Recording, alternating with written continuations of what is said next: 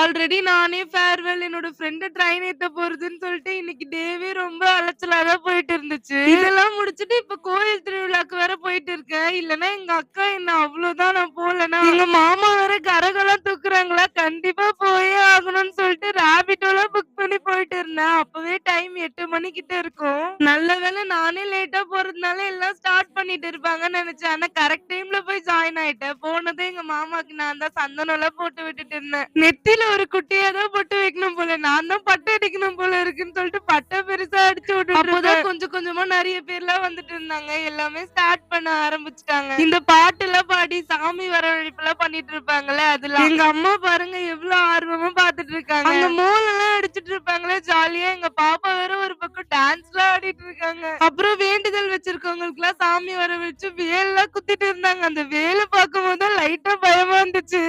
அப்புறம் இந்த மயான கொலையில டான்ஸ் ஆடுவாங்கல்ல வேஷம் போட்டு, அதெல்லாம் இன்னைக்கே ஸ்டார்ட் ஆயிடும். இதுக்கப்புறம் நிறைய ஃபன்னான இன்ட்ரெஸ்டிங்கான விஷயம் எல்லாம் நடந்துச்சு. அது என்னன்னு தெரிஞ்சுக்கணும்னா என்ன மறக்காம ஃபாலோ பண்ணுங்க. நெக்ஸ்ட் வீடியோல பார்க்கலாம்.